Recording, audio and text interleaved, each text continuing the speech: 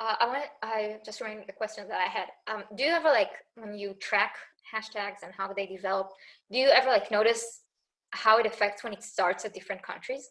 Like if, for example, like the Australia TV show that did that horrible jokes about BTS, like that the anger started in Australia and then moved around the globe, or like if something is trending first in Korea and then spreads, or in the US, like maybe like if something starts at the US, it will have more impact right from the beginning versus if it starts in, I don't know, China or something.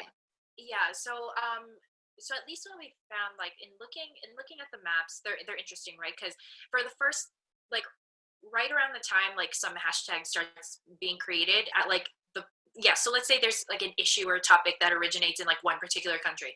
So yeah, you'll see some like lights on the map, like super tiny ones start to light up, and then those eventually grow, which means more people are talking about it. But then and then all of a sudden, like what normally happens with army is you'll see like a little bit more dots, and then like everybody, like it's like, but that just goes to show you like how connected the fandom is in terms of like social media. Like it's not like people are only following people from their own country, right? Like everyone is following people from like everywhere around the world. So that's why word spreads really, really quickly, because even if it started in the US, these people are sharing it with their networks who is like from all over the world, and then everybody just kind of catches on, and that's why you see like this. There's usually, whenever we do this, there's like a sudden burst of light for the most part, or just even if there's no burst of light, it's just a ton of people from everywhere talking.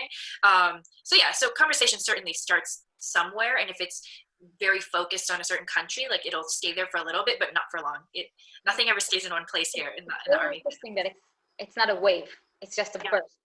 Yeah, people talk about that all the time, right? Like people would expect that you would be able to distinguish like time zones, for instance, right? Because you would expect like if you would expect one side like to be dark, and then like once like it's daytime, then it'll light up, but it's definitely not the case. I mean, army is ready to, if they're sleeping, they're ready to wake up whenever they need to wake up. So especially if something drops, right? So they're everywhere. But even then, like you can tell army just never, like a lot of them just are awake at the most odd hours.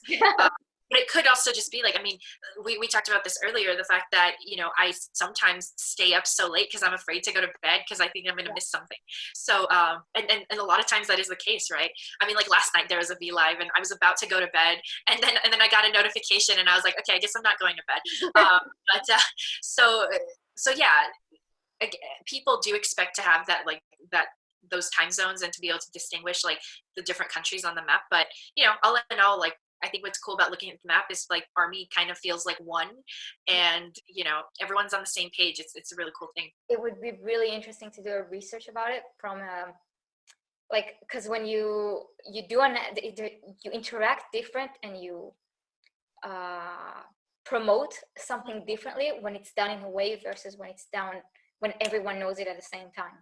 Yeah, and it would be really interesting to see like research of how the information's not just information, but how you can utilize it to create those, to use those bursts, like that everything just lights up at once. It's kind of insane. It would be like, it's like there's stuff to see here.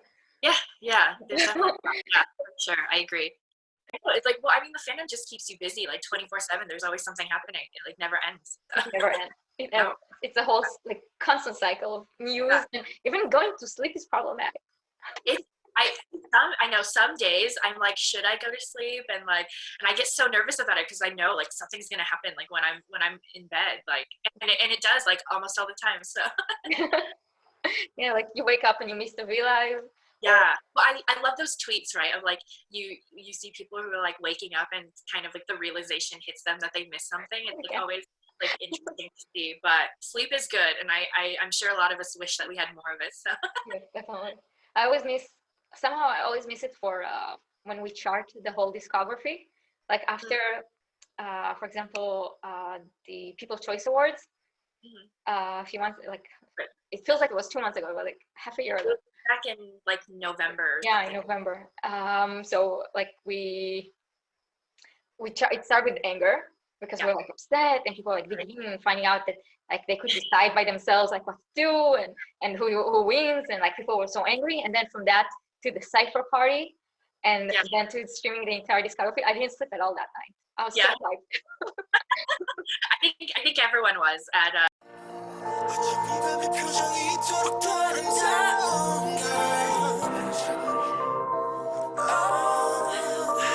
Oh,